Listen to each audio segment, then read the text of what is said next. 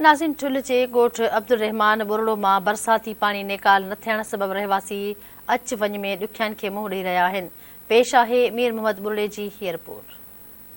जी असीं मौजूद आहियूं ठुल लॻे ॻोठ अब्दुल रहमान खान बुरड़े में, जिथे बरसात जो पाणी मुसलसल 12 ॾींहंनि खां बीठो आहे, जेको हिते बरसात तबाही मचाए छॾी आहे। हिते उहे ॻोठाणा मौजूद आहिनि। अचो त उन्हनि सां ॻाल्हि ॿोल कयूं त उन्हनि जो छा मौक़िफ़ आहे। कम से कम 15 खां 20 ॻोठ आहिनि।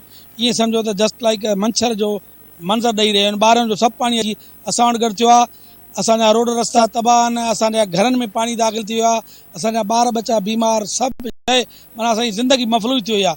ऐं इंतिज़ामिया खे को कन ते जुए नथी चो। घटि में घटि 7-8 फुट पाणी हिते जमा थियो आहे, जेको जौगल खां मुख़्तलिफ़ इलाइक़नि खां थींदो असां वटि हाणे जमा थियो आहे। असां हिन फसल त असांजा तबाह थी चुका आहिनि, बिल्कुलु मुकमिल तबाह आहिनि। तव्हां ॾिसो था पिया असांजे घरनि में पाणी आहे। ॿिन्ही ज़हन में मुकमिल तौर ते फसल त तबाह थी विया आहिनि। माण्हुनि जा कचा घर ढही पिया आहिनि, टोटली पका घर ढही पिया आहिनि माण्हुनि जा। ऐं हिते माना कोई बि ॿुधण वारो कोन्हे को, न एसी न मुख़्तियार कार। हिते इंतिज़ामिया जे नाले का शइ कोन्हे का। घटि में घटि 50-60 ॻोठ आहे जेके मुतासिर ॿार रोडनि ते सुम्हिया पिया आहिनि। राति जो इहा हालत आहे।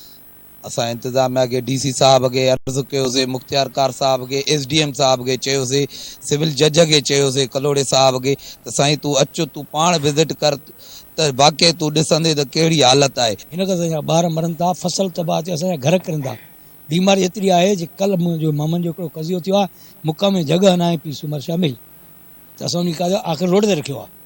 रोड आख़िर मुक़ाम ॿुधो वञे, रोड ते माण्हू पके रोड खे पटे करे उनखे क़बरान ॾिनो थो वञे पाणी जे लाइ। कोई जंहिं बि इंतिज़ामिया सां मिलूं था, हिसे सां मिलूं था, अदा तव्हांजी हायर हफ़्तासी ॾुखी आहे।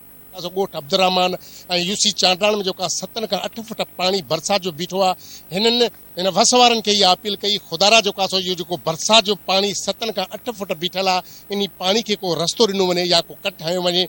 जी हितां जा जेके ॻोठाणा आहिनि, उन जा जेके ग़रीब मिसकिन, हिननि पिण इहा ॻाल्हि कई, फसल त मुकमिल तबाह थी चुको आहे, पर हिते जेके ॻोठाणा ग़रीब उन्हनि जा घर बि जेका सो डैमेज थी विया आहिनि।